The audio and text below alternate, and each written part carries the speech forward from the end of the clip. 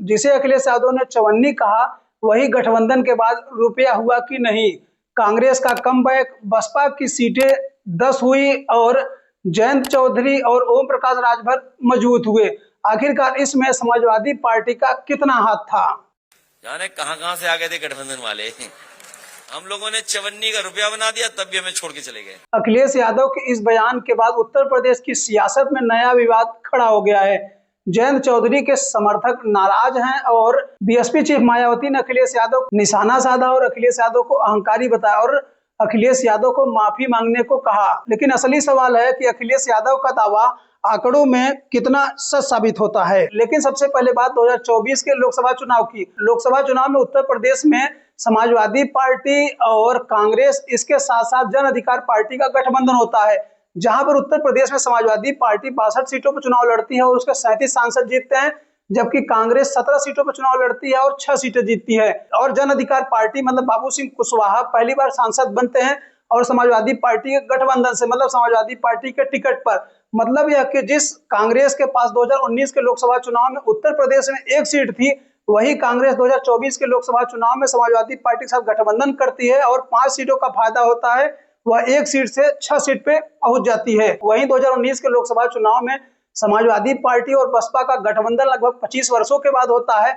जिसका फायदा बसपा को होता है। वही बसपा जो 2014 के लोकसभा चुनाव में 0 सीटें मिलती हैं, लेकिन 2019 के लोकसभा चुनाव में जब बसपा और सपा का गठबंधन होता है, तब बसपा का जो खाता 2014 में 0 था वह 10 हो जाता है, जबकि समाजवादी पार्टी 2014 में भी 5 सीटें जीतती है और 2019 के लोकसभा चुनाव में भी 5 सीटें जीतती है और कांग्रेस मात्र 1 सीटें जीतती है, जबकि कांग्रेस अकेले चुनाव लड़ती है। और अब बात 2022 के विधानसभा चुनाव की।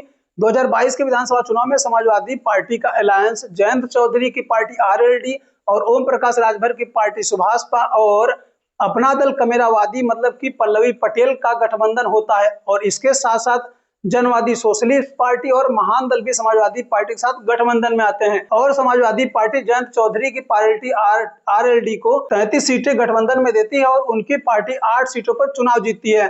और ओम प्रकाश राजभर की पार्टी 2022 के विधानसभा चुनाव में 19 सीटों पर चुनाव लड़ती है और 6 सीटें जीतती है, जबकि अपना दल कमेरावादी की पार्टी मतलब पल्लवी पटेल की पार्टी 6 सीटों पर चुनाव लड़ती है और 1 सीट ही जीत पाती है, जिसमें पल्लवी पटेल ने केशव प्रसाद मौर्य को हराया था, जबकि समाजवादी पार्टी महान दल को 8 सीटें देती है और सभी 8 प्रत्याशी समाजवादी पार्टी के सिंबल पर लड़ते हैं, लेकिन कोई भी सीट नहीं जीत पाते हैं।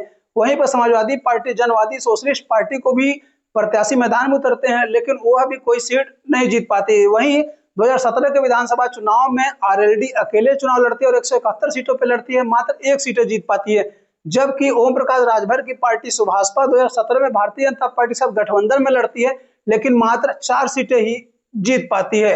और इसके साथ साथ 2017 के विधानसभा चुनाव में अपना दल कमेरावादी मतलब पल्लवी पटेल की पार्टी भी अकेले मैदान में लड़ती है, लेकिन और उनकी भी पार्टी का रिजल्ट 0 रहता है। ऐसे अगर पिछले 3 चुनाव को देखा जाए तो समाजवादी पार्टी के साथ गठबंधन में रहे बड़े दलों को फायदा हुआ है। वहीं समाजवादी पार्टी का कहना है कि समाजवादी पार्टी भारतीय जनता पार्टी की तुलना में अपने सहयोगियों को ज्यादा सीटों पर चुनाव लड़ाती है। ऐसे अगर देखा जाए तो पिछले 3 चुनावों में 2024 का लोकसभा चुनाव, 2022 का विधानसभा चुनाव और 2019 का लोकसभा चुनाव में समाजवादी पार्टी के साथ गठबंधन में रही पार्टियों को फायदा हुआ है, लेकिन हर सहयोगी दल समाजवादी पार्टी के साथ चुनाव में सफल हुआ ऐसा नहीं कहा जा सकता है। यानी अखिलेश यादव के बयान में सियासी तंज जरूर है, लेकिन आंकड़ों की पूरी तस्वीर इससे कहीं ज्यादा जटिल है।